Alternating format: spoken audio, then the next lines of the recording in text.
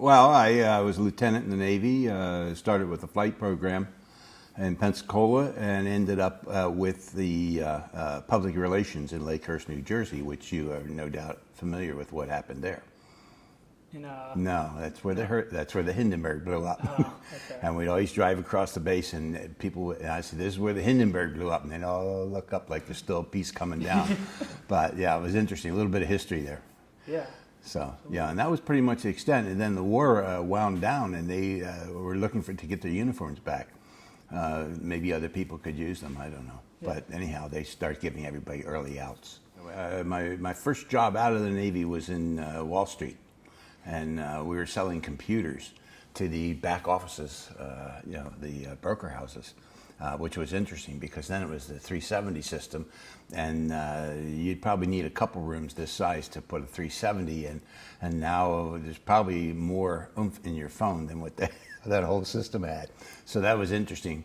But I got involved in the entertainment side of life a little bit, and there's a fellow you may not know, Johnny Carson, moved from New York to Los Angeles, and I thought, well, something's going on, I better get out there. So I packed it in and moved to Los Angeles. I was out there about 30 years. I lived in San Diego the first year.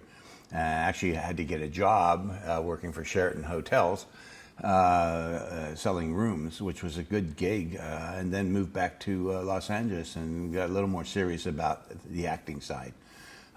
Did some commercials and TV acting and whatever paid we showed up, and stand-up comedy. Yeah. And then we get on the road and started doing, the clubs started to grow in the country, and then there was the ships, and we got to do them a few times in Alaska and Hawaii, and it just wasn't a bad life, but it wasn't consistent. So at that point you start thinking, well, what are you going to do for the end run? And I decided I'd go. I had a friend out there who just retired. Fritz Coleman was doing the weather at NBC in Los Angeles, and he helped me out.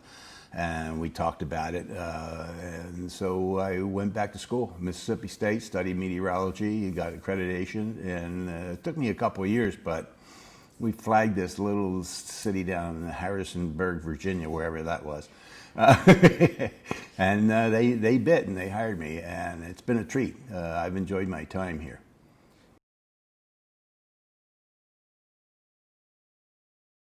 Well, yeah, I thought about it a lot as far as the retirement, and then what are you going to do? I think a lot of people were betting that I was moving back to California, and no, that's not going to happen. I don't even know if I would visit California anymore. But I enjoyed it here, and I decided I was going to stay here, and if I was going to stay here, what are you going to do? So the decision, I think I was thinking out loud one night, and some people picked up on it. About possibly running for council, what would that involve? And the other side of the coin was I could get involved with the city, which is something I wanted to do. And then they grabbed my ear and pretty much laid out the format for the game plan, and I ran. Of course, I think at the time being the weatherman for 16 years didn't hurt. So I had a little bit of recognition going on for me, which I suspect I still do, not to that extent.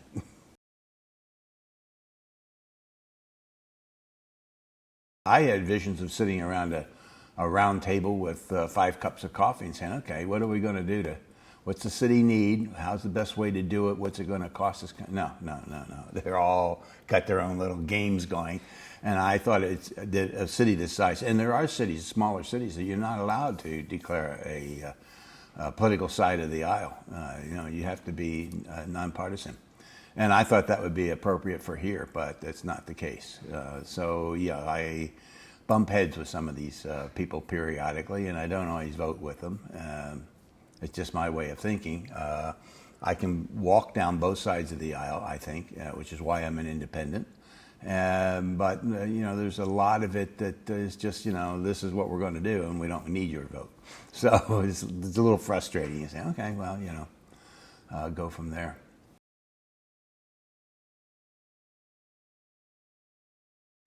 Well, I think the biggest issue is getting the businesses back up. That's just critical, and it's not going to happen real soon. But we got to start working on it now. I think it's very, very important for people to be working, have their shops and restaurants and companies open, and the people that work for them.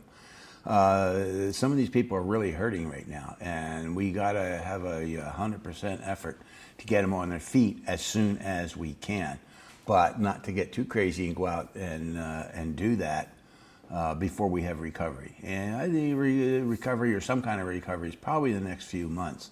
But the long-term recovery is probably closer to this time next year. So it's not going to happen real fast. But you develop that, you get these people back on their feet, and that also generates some tax money because the city's hurting for cash flow right now. We're not hurting critically so, but we can see there's programs that we've had to drop and readjust the budget that we don't overdo it. That we don't spend more than we have coming in. And that's important. But as we get the stores and the businesses back open, we should take care of itself in the future. But it's important that we work on that and get that started. And that's really the priority, I think. And I think everybody agrees on that.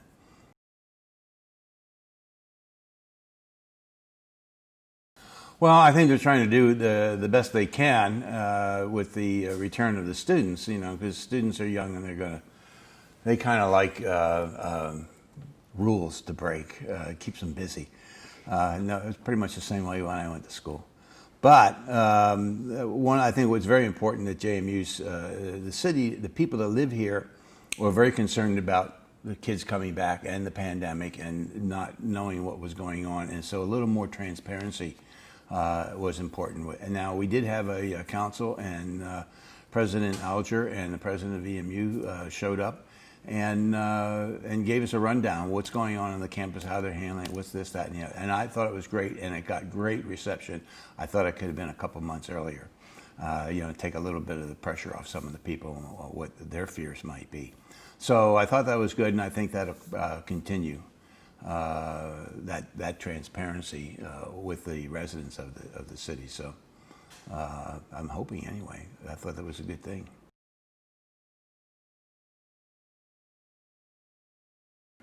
Well, they should all, and their parents should tell them to vote for me. To me, I'm here, for the citizens and the residents of Harrisonburg. And while they're at school here, they're also residents. So I'm concerned about them as well. That's not to me, that's not a separate group. That's just it's a different group that's part of the body of residents. And I'm looking for their benefits as well, and their safety to help them adjust in this pandemic. And getting some help from the students to help us in Harrisonburg. And there's several organizations on campus that do that. When you get into the Madison Center, the suitcase, but they supply meals and things to people in the city. I think that's just great. We'll take all the help we can get. And we've got a lot of people in the city trying to do that too. So when they see JMU trying to help them out and their endeavors, yeah, that's appreciated.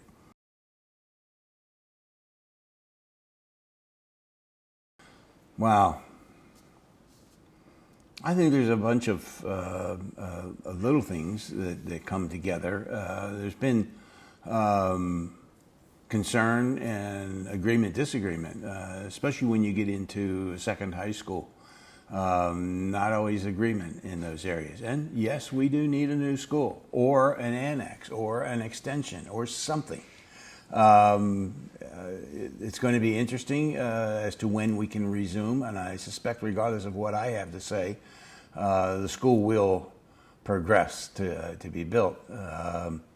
And it's going to be expensive, which I'm not excited. I think there's other ways and things we could have done to accomplish what we need and spent less money.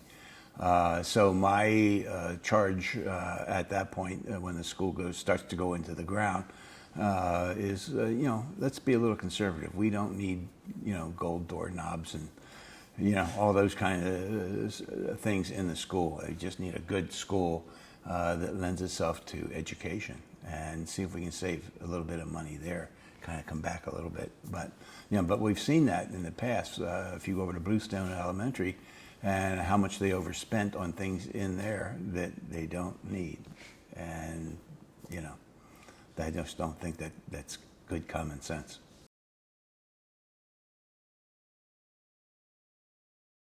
Well, initially it's going to be work and get people back to work and stores open and restaurants open.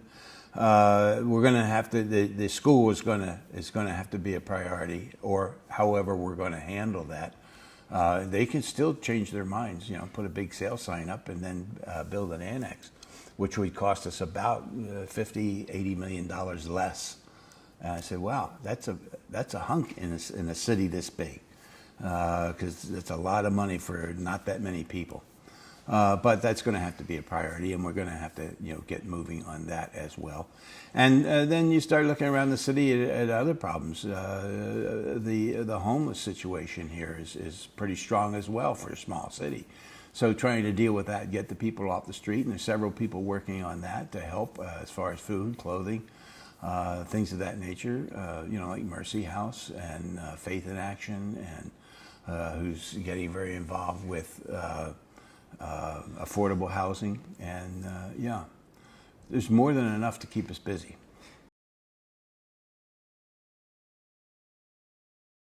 Oh, there's a few things. There's 4 seasons. There's incredible hiking in the area and scenery. The people, and it's the friendly city, and they are. It seems to be, from what I can foster, is a caring attitude in the city, and we do take care of each other. It makes it a little bit easier to live here for me.